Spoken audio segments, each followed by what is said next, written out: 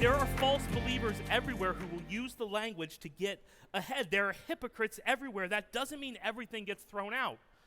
I don't know about you. You may say education is a waste because I met a teacher once and they were mean and jaded and cynical, only out for themselves. We're like, well, I guess we got to get rid of public education because every teacher seems like they were mean because I met a mean one once. We have a lot of amazing public school teachers in this church who are some of the best people I've ever met. I'm not going to go, listen, here's the thing. You all are terrible because I met a bad teacher once. So, one hypocrite, you all are out. We don't judge groups like that. There are bad followers everywhere. My wife is a nurse, and she's an amazing nurse. And I've met some terrible nurses.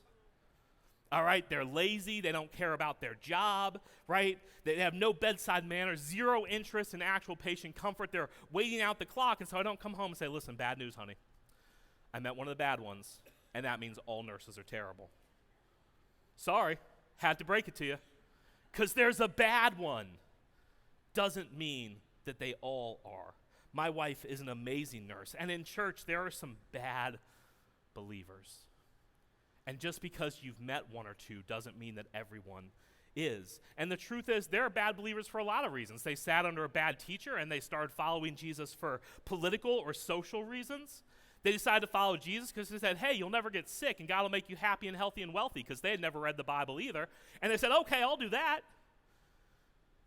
Quick cheat, if you can only preach in America, not the gospel. And people didn't know what they didn't know, but they thought they were following Jesus when they were following a false teacher, and they became false believers without knowing it. There are people in church who are false believers because they never got taught to grow up. There are people who whispered a prayer once that said, God, forgive me. And they come to church on Christmas and Easter, but we don't even really do a Christmas service here, so they come on Easter. And they're like, okay, I think I'm following Jesus because I'm not, part of Islam or a Universalist or something, so I'm a Christian. I literally have met some, how do I say this? I literally ran into somebody who I have not seen in this church in 9 years who said Searchlight is my home. I'm like, I've had 2 kids since the last time I saw you. We've had 3 homes at Searchlight since the last time you were here. What do you mean? Many times people make a profession of faith and never embark on the lifelong journey of following Jesus, because a prayer doesn't get you into heaven. Following Jesus gets you there.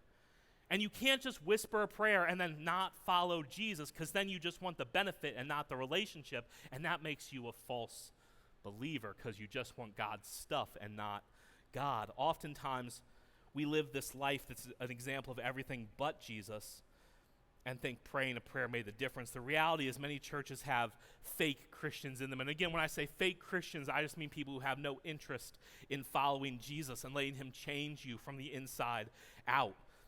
And they just go for whatever reason because it feels good, right? It used to be church is a great place to network. Like I can meet somebody at church, they must be an up-and-up business person, which, I mean, I haven't done business with all of you, but I assume, right? And so they go to church to network, or because their mom did, or because they want their kids to have something going on in their life, but they don't actually want to follow Jesus. They'd rather institutionalize him, or politicize him, or use him as a club, which again just means you don't know the real God of the universe.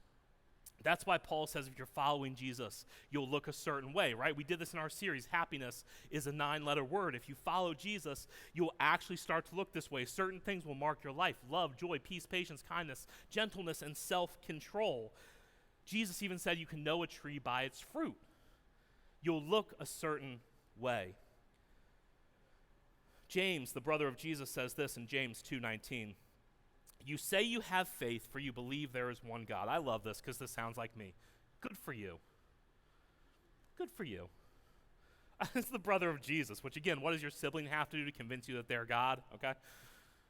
Good for you that you believe in one God. Even the demons believe this, and they tremble in terror.